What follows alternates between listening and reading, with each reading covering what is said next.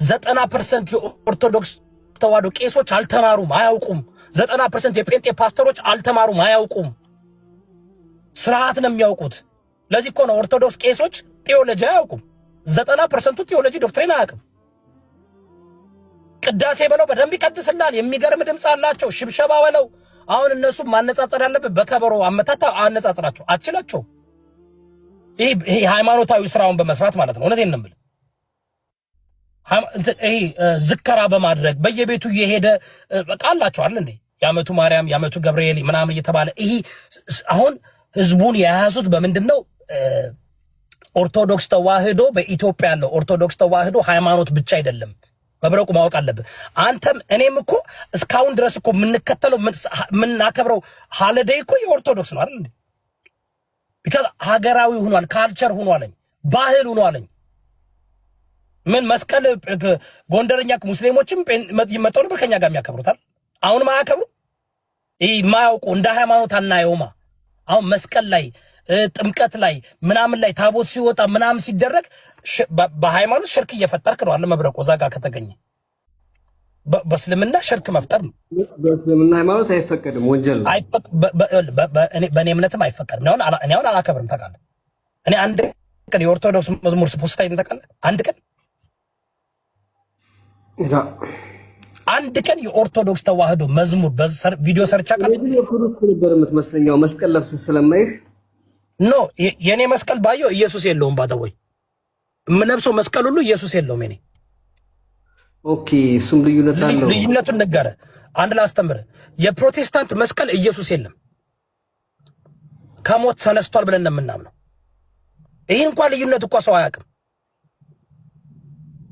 ለምን እነሱ አሁንም ፕሮቴስታንት ቸርች ስትሄድ መስቀል ማለት just ምስል ነው just like የክርስትና ኢየሱስ ክርስቶስ በመስቀል ላይ ያደረገውን ነገር ምክንያቱም የክርስትና ህይወት ኢየሱስ ክርስቶስ ካልሞተ ታውቃለህ ክርስትና የሚባል የለም መስቀሉ ከሌለ ክርስትና የለም ካልሞተ ብቻ ነው ካልተነሳ ያንን ነገር እንትን ማረጋ ነው ያን ነገር እንትን ማሳያ ነው ይሄ ደግሞ ባደው ፋሽንም ነው ግን እኔ ማረጋቸው መስቀሎች ኢየሱስ የለም የኔ ኢየሱስ መስቀል ላይ አይደለም ያለው በዙፋኑ ላይ ነው ያለው ኦርቶዶክሶች ናቸው ካቶሊኮች ኦርቶዶክሶች ናቸው እዚህ ጋር ቸርቹ እንኳን ግባና ጉግል አድርገው እኔ የፕሮቴስታንት ቤተክርስቲያን መስቀል ካለው እንትን የሌለው መስቀል ነው የሚያደርገው ይሄን ልዩነት እንኳን ሰው አያውቅም እኔም አላውቅም ነበር ይቅርታ ለምን መስቀል ያለው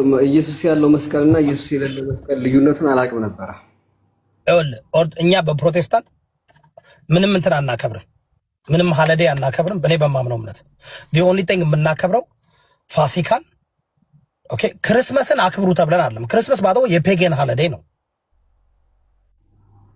ይሄ ክርስመስ ሁለት ነገር ብቻ ነው በመጽሐፍ ቅዱስ አድርጉ ሃይማኖታዊ ለክርስቲያኖች የተሰጠው ሁለት ነገር ብቻ ነው ሁለት ሃይማኖታዊ ማድረግ ያለብን ሁለት ነገር ብቻ ነው ቅዱስ ቁርባን መውሰድ በየጊዜው ስንገናኝ እሱ ትእዛዝ ነው በቃ ሃይማኖታዊ ትእዛዝ ነው ሌላው ደግሞ መጠመቅ ላይክ ሰው ለመዳን መጠመቅ አለበት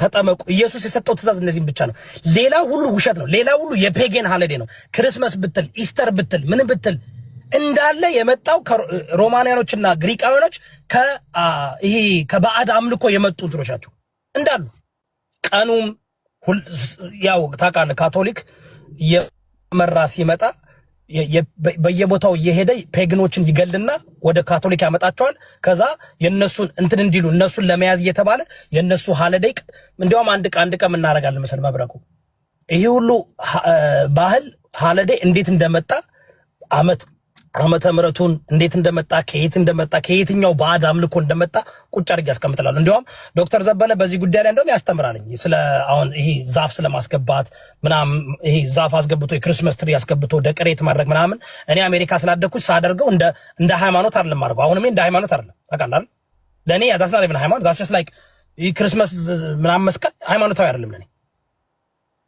just as a holiday like on July 4th ሰለብሬት እናደርጋለን የአሜሪካን ኢንዲፔንደንስ ዴይ እንደዛ ነው። በክርስትና ህይወታችን ግን ሁለት ነገር ብቻ ነው ዘሰጠነ። አንደኛው አንድ የምታደርገው ነው። ክርስቶስን ስትቀበል ስትድን የምትጠመቀው ነው። መጠመቅ አለብህ። ካልተጠመቅ አትድንም ማለት አይደለም። ገባ? ካልተጠመቅ አትድንም ማለት አይደለም። ሳይጠመቁ የዳኑ አሉ መጽሐፍ ቅዱስ ላይ በጣም ግን ሃይማኖታዊ ስራ ወይም ሃይማኖታዊ ድርጊት ሁለት ነገር ብቻ ነው መጽሐፍ ቅዱስ ላይ ያለው። ከዛ አታገኝም ሌላ። አንደኛው ቅዱስ ቁርባን ነው። ቅዱስ ቁርባን አሁን እኔ ቤተክርስቲያን በየሳምንቱ ነው የምንወስደው ስንገናኝ ማለት ነው። ስትገናኙ እንደ ማስታወሻ ነው እንጂ አሁን እኛ እንደ ማስታወሻ ነው የምናደርገው። የክርስቶስ ደምና ስጋ ተለወጠ ብለን አናምንም። ኦርቶዶክስና ካቶሊክን ምንድነው ትራንስብስታንሺዬሽን የሚባል አለ። ወደ ክርስቶስ ስጋና ደም ይለወጣል እና ሊትራሊ የክርስቶስን ደምና ስጋ እየበላን ነው ብሎ ያምናሉ። ይሄን ታውቃለህ አይደል? ቅዱስ ቁርባን ሲወስዱ which is እኮ ካኒባሊዝም እኮ ነው። which is እኮ ካሰብከው እኮ ይሄ የሰው ደም መጠጣትና ከየት መጣ ካልከኝ ከፔግኖች እንደዛ ያደርጉ ነበር። መጽሐፍ ቅዱስ ግን እንደዛ አይልም። ለማስታወሻ ዳቦና ወይን ጠጅ ነው። ወይን ጠጁ ወደ ደም አይለወጥም፣ ዳቦ ወደ ስጋ አይለወጥም። እንደ ማስታወሻ አድርጉ ብሎ ሰጣቸው ነው የሚለው ክርስቶስ። አሁን ይሄን እንኳን ነገርኩ መብረቁ እኔን የሚጠሉ ለዚህ ነው። እኔ ዕውቀት አለኝ፣ ቱማች አንብቤያለሁ፣ ቱማች ትክክለኛውን ክርስትና ነው የምናገር።